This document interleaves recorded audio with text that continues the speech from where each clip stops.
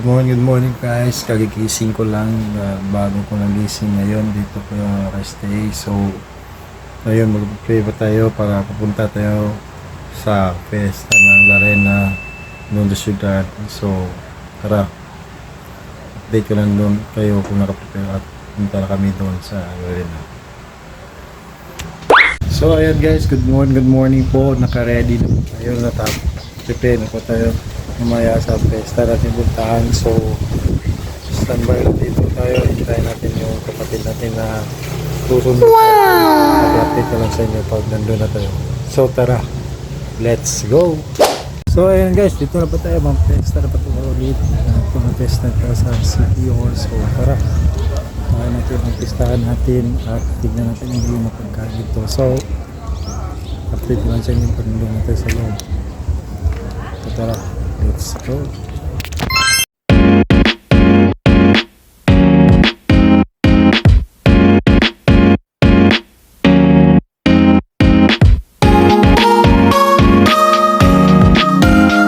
Tayo ng ulit, mamista naman dito at tayo naman ulit. So tara, tignan natin yung food nila, taste nila, pagkain nila. So tara, pagkain natin sa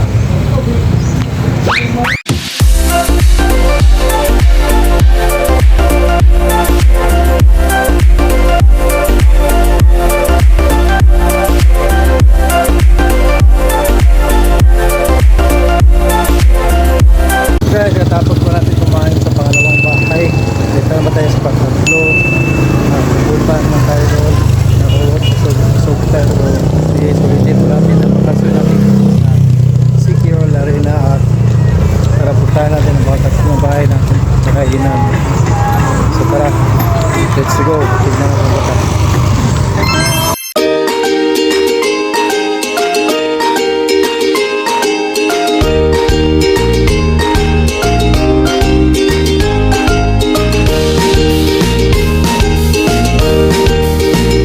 Dito na po tayo sa pang-apat natin na bahay na puntahan dito sa Mag-Fiesta ng ulit. Malapit natin. So tara, tayo natin ang liit pa natin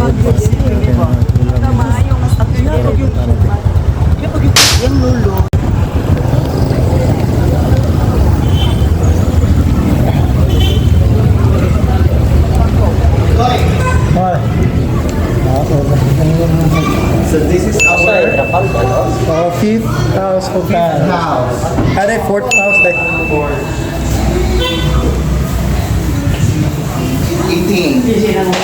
Bonus 18.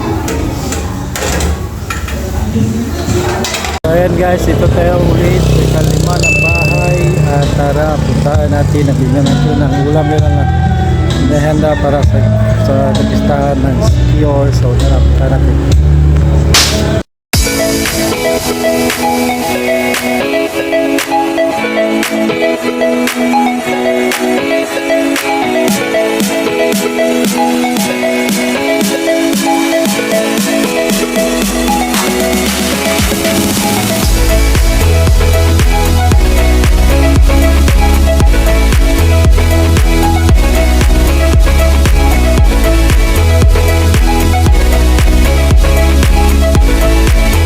So ayun guys, natapos na po natin ang Fiesta Pabuan.